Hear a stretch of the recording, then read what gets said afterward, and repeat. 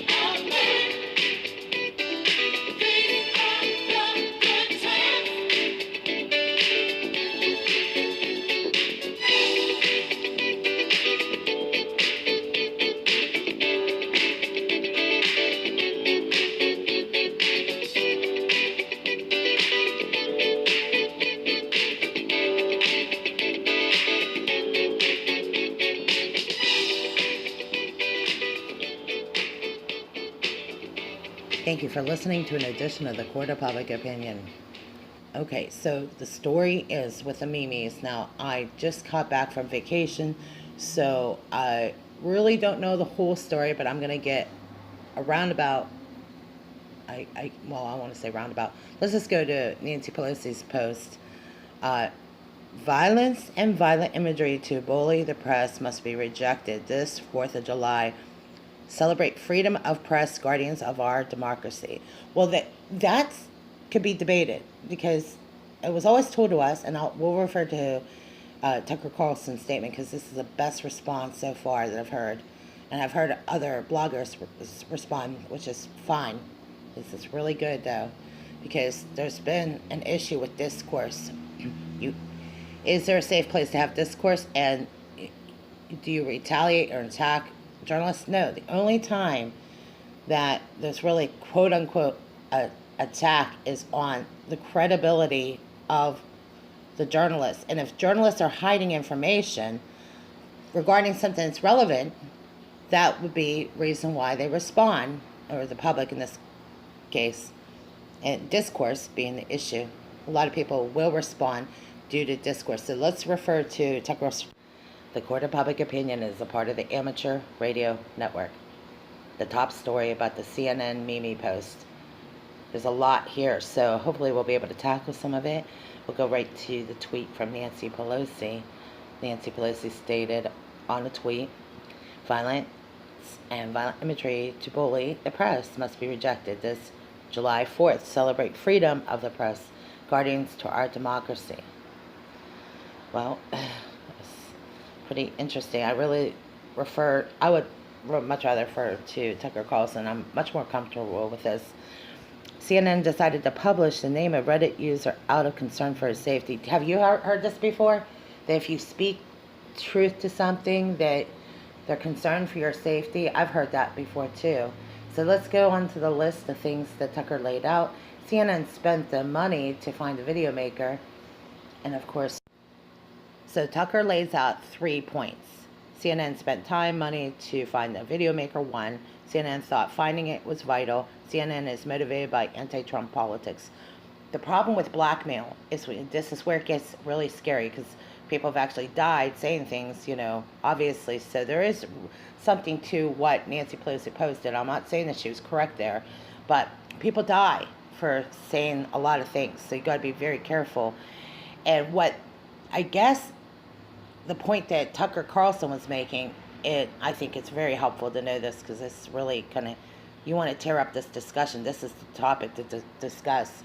This is the whole point to journalism, because it's dangerous to say certain things. Like, you don't scream fire in a movie theater because it's going to cause a rampage, right? That's what the old quote we refer to. So a lot of people will go the safe road and go to satirical, like political theater. That's why people like theater, because you can express it. But look what happened in May and June with theater. And I think there is political drama, but you could do it in a correct way without hurting somebody, okay? But CNN, the very people that'll, promote New York Times to have political theater, which discourse is one thing, violence is another. That was clearly violent, okay? And the audience, they bought tickets to that, right? But it sends a message to the public. And I think now that you see the response back, I think that's why it's scary to be in journalism, because of stuff like that. Because it has a message of violence. And they made the media it's like a landmine. You have to duck for cover. You better make sure you have a good ranger buddy who's going to cover you, right? And good reporters know that. They will not just go out there and put themselves in dangerous territory if they don't pay attention to some of the things that might be of concern. I mean, they're not going to go in an embedded report if they know what they say could get them killed. They're going to be they're going to think twice. But that's the risk that a lot of people take. But for somebody who posts a meme, and they're doing it out of satire, the whole point to discourse is being able to have a place where you can discuss things. This is a perfect opportunity. We here at Court of Public Opinion, we want to have discourse. That's the problem. It's opposite of what's been out there, where you can't have political discourse. It's dangerous, right? We've been told this, and not just told it. There is a fear factor. So they go after the man with the meme, and there it is. That explains why people are reluctant to talk about politics, because they're afraid of that very reason, which totally misses what journalism's about. It's reporting facts and stories and doing editorials and things like that. That's safe. That's safe for somebody who knows what they're talking about. But this guy is just some random guy on Reddit, and he's being persecuted. And that's why I think we should talk about it, because a lot of people are afraid to say something, and then for fear of backlash or retaliation. A couple months ago, we started on talking about journalism and, the textbook version of it. Textbook one thing, applying out there is another. It's dangerous. It's hurtful. It could be it could throw somebody off course, definitely. And I was always trying to be very careful, but I have to tell you, what angers a lot of us is that not all of us have been in journalists, and we have not made a career out of this. We try to do it safely with respect to not persecuting somebody unfairly or causing real reparable damage to somebody. And it is a fine line. But when it comes to discussing a topic, which I think you got to take your personal opinions aside for a change and just be able to laugh. I mean, there has to be a safe place where you can have satire and political discourse and do it in a safe way. And online, and what we've been talking about is why Facebook censors a lot of satire, and we've been censored. We know. But, I can't put my post up there, even if, because they disagree with politically or religious issues or whatever.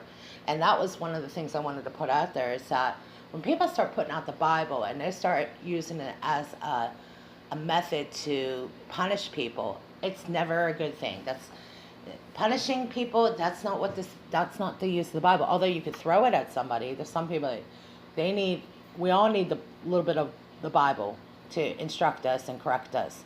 And many of us have gone astray, you know what I mean? And clearly the Bible says that, And if you haven't arrived to that point, maybe you will, I don't know. But when I saw Joy Reid at CNN, and she had a pastor on there, and they're attacking a man that's in ICU. They're clearly missing the point. When they start going down this road that this is racial and this, they're missing the whole point. The man is in the hospital. Have some couth. If somebody's not feeling good or they're having a bad day, leave them alone for a change. When they start saying things that they're fear for his safety, that's just no different when we're from the government, we're here to help you. No. Okay? That's why, so I think, because social media has such a presence in our lives, I come to accept the fact that, wow, it's good. At least you have a place where you can have a blog. It doesn't necessarily mean people are going to go to your blog, but at least you have ability to exercise the freedoms you have. When I started out as a radio intern, you didn't have a place. You were insignificant. To most people behind the scenes, I was insignificant. I was a key grip. Didn't matter what I had to say. Okay, I was told I wasn't going to make anything of myself. And those are kind of the words that people use very casually. How do you learn? You learn by sitting and listening, and that's what we're going to start doing. Is going to listen closer and pay closer attention. But in our defense, it is as if you are not allowed to have a platform. Why am I careful to say things? Because we have been told this behind the scenes. I had created my own studio because they aren't going to let us have a platform there. So we had to create our own thing. And working as a key grip or working behind the scenes and being told this, there's a lot of things that go on behind the scenes. And I started out thinking, oh yeah, big lights, flashing lights, I'm going to be famous. And I was 17. Okay, I didn't realize those flashing lights also came with a lot of sweat, hard work, reading, homework, study, and sometimes being put in your place, okay? But doing it in a correct way, doing it the right way.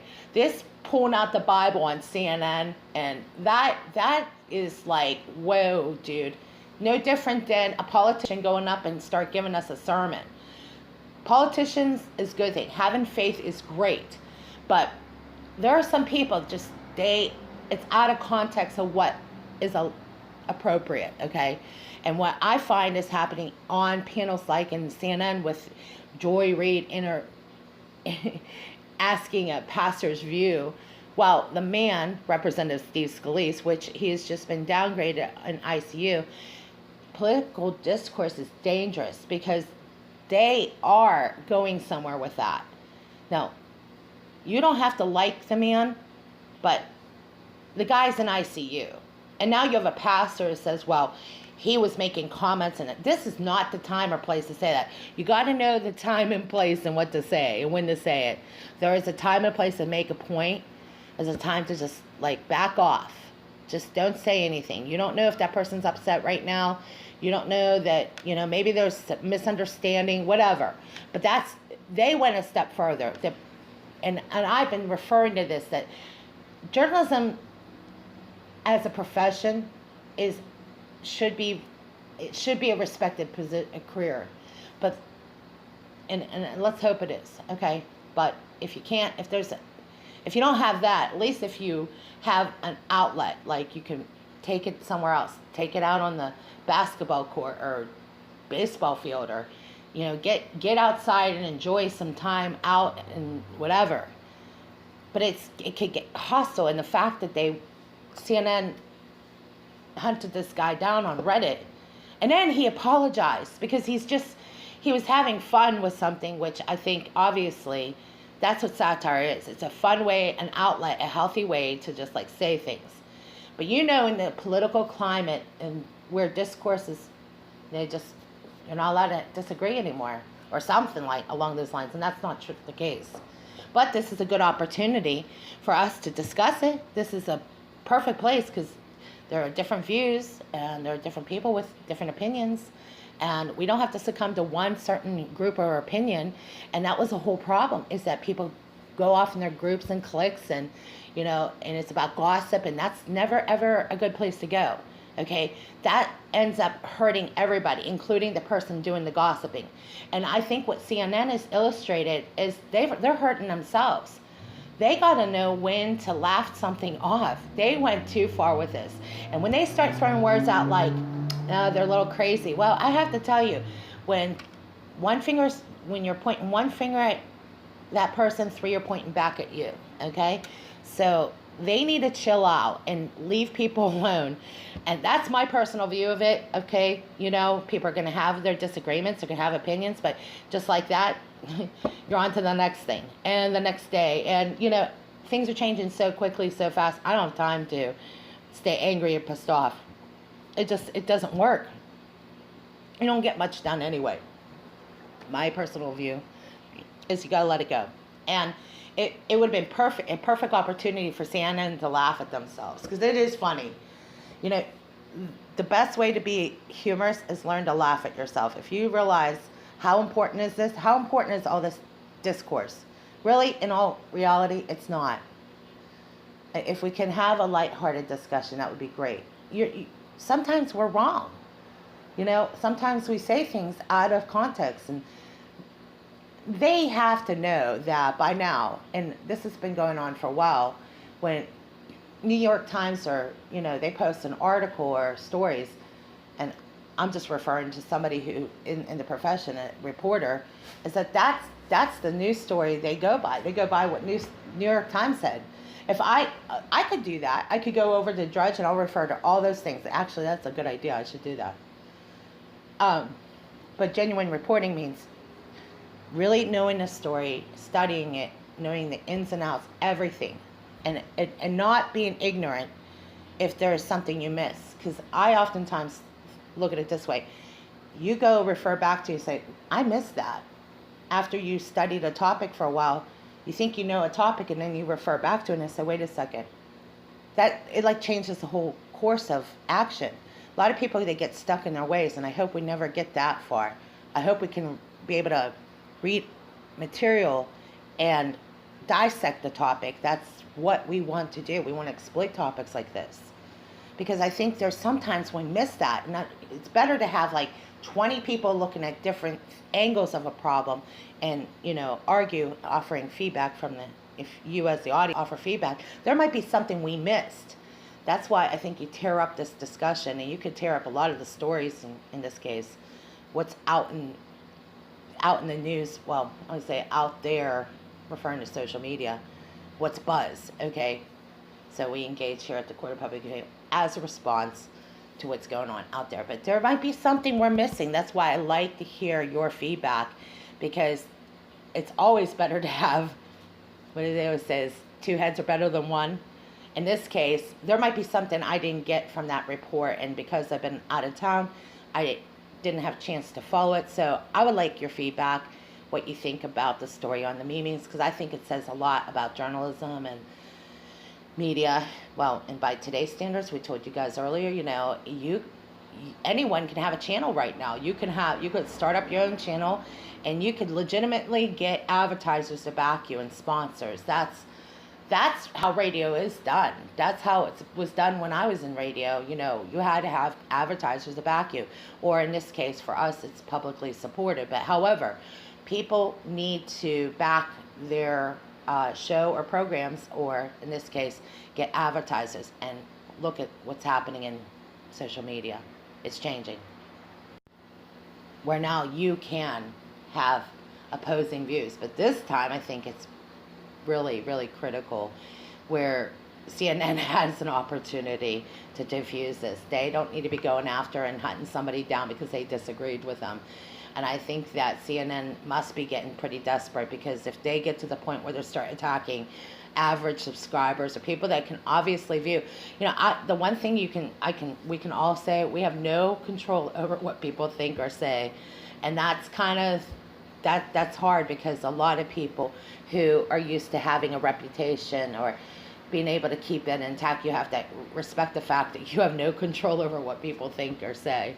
And you would hope that your reputation would be able to survive it. And that's the nature of the social media, is that people could really, their lives could be ruined by something on social media. So just always be very careful what you say on social media. Apparently, you don't want to have CNN coming and knocking at your door, giving you the lowdown. I'm sure of it. I'm sure that guy is a little shook up. But look what happened as a response because of the way they went after him.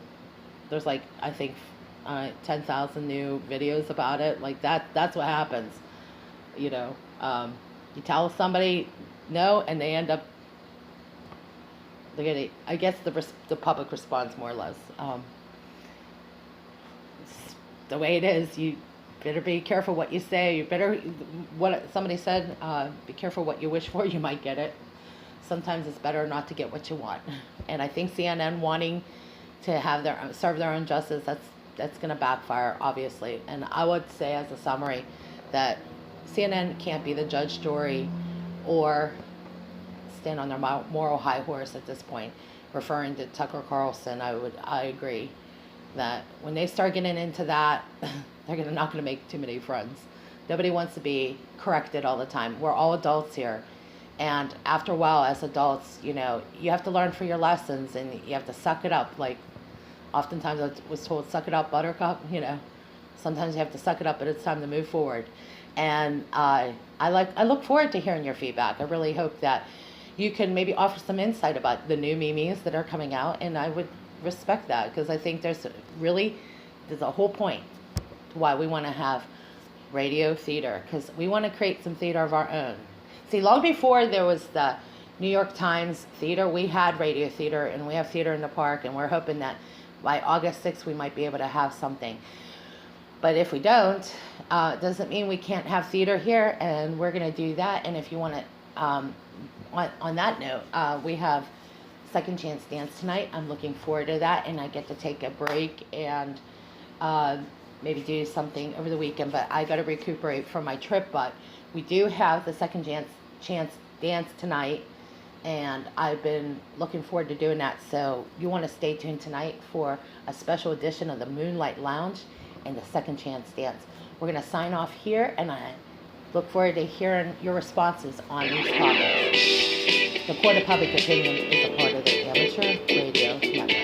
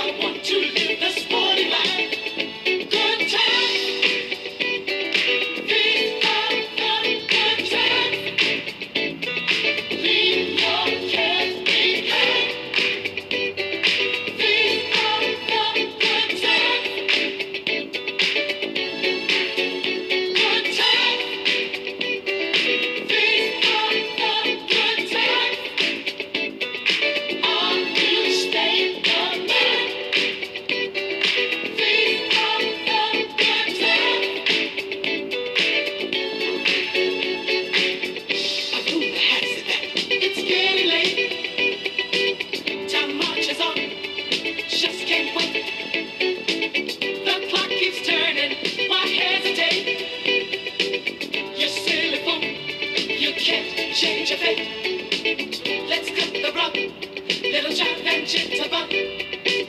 We want the best, we won't settle for less. Don't be a drag, participate. Clamps on the half shell and roller skates.